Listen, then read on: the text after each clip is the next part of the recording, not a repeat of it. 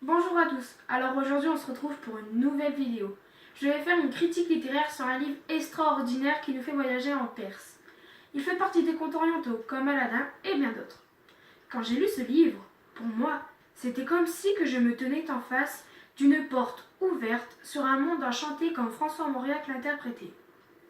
Je vais enfin vous dire de quel livre qui provient de toutes ces qualités. Ce livre est Ali Baba et les 40 voleurs. Il est connu comme le livre le plus symbolique des contes orientaux. Les codes sont bien respectés. On retrouve le schéma narratif des contes. En effet, le conte s'ouvre sur une situation initiale qui se situe dans une ville de Perse et se conclut sur une situation finale dans laquelle tout est bien qui finit bien. Je vais mentionner les noms des personnages de ce conte.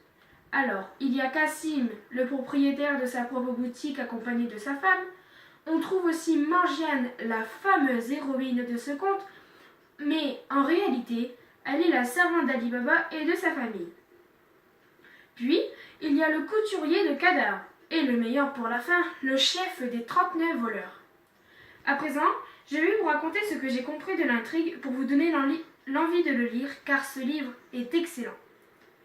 Tout d'abord, ce livre se passe en Perse. Toutes les actions de ce conte se passent dans la maison d'Ali Baba, le bûcheron, et dans la gigantesque grotte remplie de pièces d'or qu'Ali Baba a découvert lors qu'il cherchait du bois. Pour ouvrir cet endroit secret, il faut prononcer « Sésame, ouvre-toi ». Une fois qu'Ali Baba a pris ce qu'il voulait, il se rend chez lui en créant une fosse pour que personne ne s'en rende compte. Cassim, le frère d'Ali Baba, devient très vite au courant de la fameuse cachette d'or. Ali Baba lui a tout dit car il aurait été dénoncé à la justice. Cassim s'y rend le lendemain, mais une fois volé sa recette, il oublie la phrase pour y sortir. Il resta piégé jusqu'à l'arrivée des voleurs. Les derniers le coupent en 4 morceaux.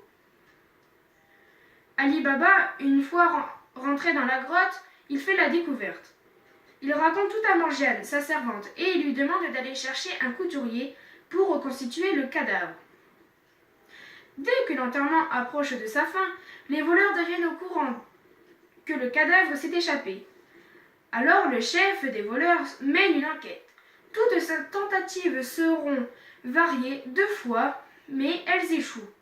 Donc le chef s'y met pour une 3e fois, mais le problème, c'est qu'il se retrouve tout seul. À présent, je vais vous citer un de mes passages que j'ai adoré, alors il se trouve pages 75 et 76. Aussitôt qu'Ali Baba et Khoja Houssin se turent, Abdallah recommença à jouer de son instrument et à chanter un air qui invitait à danser. Morgiane, comme une danseuse professionnelle, dansa de manière à être admirée. Tous les regards se fixèrent sur ce magnifique tableau. Seul l'invité y accordait peu d'attention. Après avoir exécuté plusieurs pas sur un rythme endiablé, pour le plus grand plaisir de ses yeux et de ses admirateurs, Morgiane tira enfin le poignard. Le tenant à la main, elle entama un numéro dans lequel elle se surpassa par des figures différentes, des mouvements légers, des sauts surprenants et des effets merveilleux. Tantôt, elle brandissait le poignard en avant, comme pour frapper. Tantôt, elle faisait mine de s'en frapper elle-même le sein. Comme hors d'haleine, enfin, elle arracha le tambour de basque des mains d'Abdallah et le tenant à l'envers, elle le présenta à Ali Baba comme pour le solliciter de sa générosité. Ali Baba jeta la première pièce d'or que rebondit sur le pot de bête de l'instrument. Morgiane s'adressa alors au fils d'Ali Baba, qui suivit l'exemple de son père. Khoja Houssin, prévoyant qu'elle allait s'adresser également à lui, il avait déjà sorti la bourse de sa poche pour lui faire son présent. Il imitait la main quand Morgiane avait un courage digne de la fermeté et de la résolution qu'elle avait montrée jusqu'alors, lui enfonça le poignard en plein cœur si profondément qu'elle ne le retira qu'après l'avoir tué. Ali Baba et son fils, épouvantés par cette action, poussèrent un grand cri. « Ah, malheureuse !» s'écria Ali Baba. « Qu'as-tu fait? Est-ce pour nous perdre, moi et ma famille ?» « Au contraire, répondit Morgiane, je l'ai fait pour vous protéger. » Alors, en ouvrant la robe de Khoja Houssin, elle leur montra le sabre dont il était armé. « Voyez, dit-elle, à quel terrible ennemi vous aviez affaire. Et regardez bien son visage, vous y reconnaîtrez le faux marchand d'huile, la capitaine des 40 voleurs.